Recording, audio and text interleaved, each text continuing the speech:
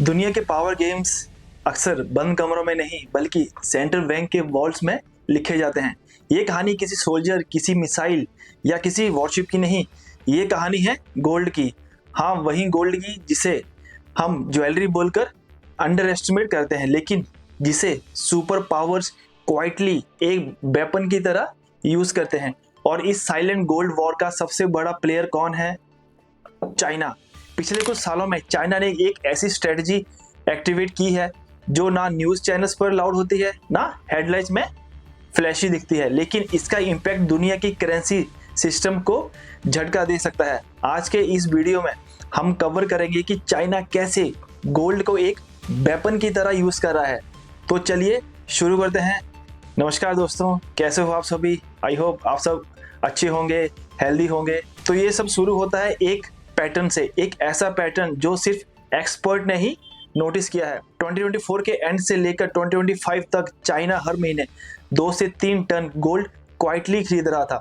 कोई हाइप नहीं, कोई अनाउंसमेंट नहीं, बस हर महीने थोड़ा थोड़ा, जैसे कोई चोरी चोरी अपने पॉकेट में सिक्के भरता हो, वैसे वो गोल्ड इकट्ठा कर रहा था। तो क्वार्टर 3 2025 तक चाइना के ऑफिशियल रिजर्व्स 2303 टन तक पहुंच गए और सितंबर 2025 में इसकी वैल्यू 283.29 बिलियन डॉलर तक पहुंच गई थी। यह नंबर छोटे नहीं होते हैं दोस्तों। एक टन गोल्ड की कीमत हजारों करोड़ों में होती है और PBOC यानी कि people bank of China already 11 consecutive month से गोल्ड ऐड कर रहा था। ऑफिशियल फिगर कहते हैं कि सितंबर की परचेज 1.2 टन थी, लेकिन unofficial data, trade flows, custom reports, analyst का कहना है कि एक्चुअल गोल्ड जो डायरेक्टली वर्ल्ड में रिपोर्ट नहीं होता 250 टन्स ज़्यादा हो सकता है। 250 टन्स आप इमेजिन कर सकते हो कि ये कितना ही ज़्यादा बड़ा नंबर है। तो ये इतना चाइना हाइड करके बैठा हुआ है। अब तो इसकी कोई ऑफिशियली रिपोर्ट नहीं है। यह नॉर्मल रिजर्व बिल्डिंग नहीं है, ये एक ऑपरेशनल लगता है। अब सवाल ये उठता है कि चाइना इतना सोना क्यों जमा कर रहा है? क्या ये कोई फ्यूचर वॉर का प्रिपरेशन है?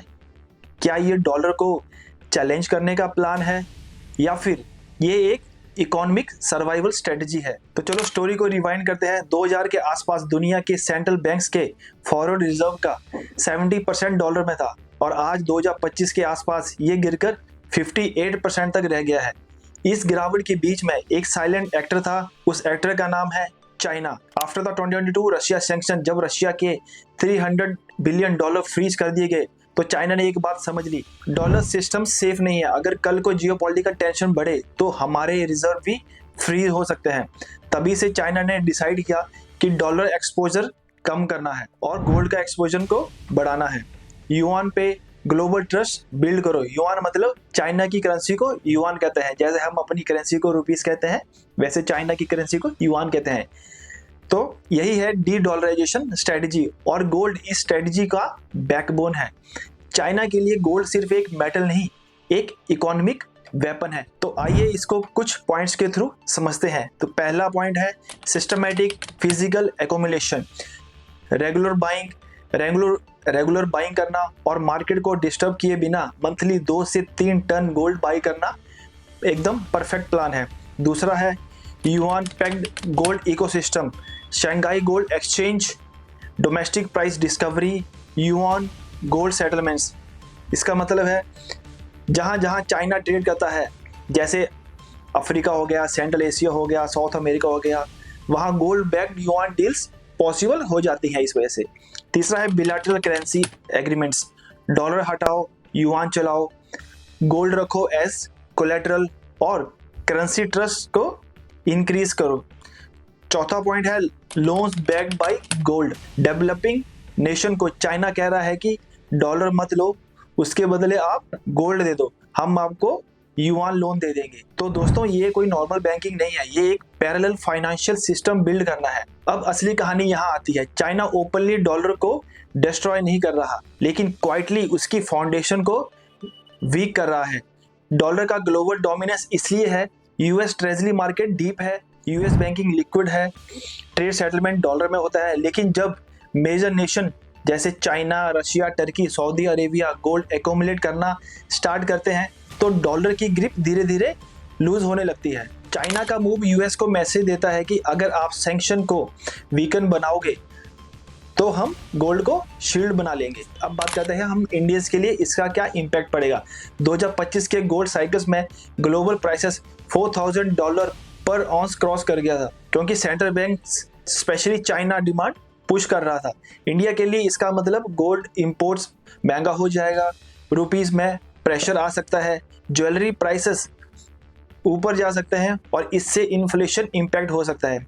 लेकिन जिनके पास गोल्ड ऑलरेडी है, digital gold, ETF gold, SGB मतलब सोवेरियन गोल्ड बॉन्ड, उनके लिए ये एक ब्लेसिंग है। गोल्ड आज भी एक इमोशनल एसेट है, पर फ्यूचर में ये फाइनेंशियल सर्वाइवल टूल भी बन सकता है।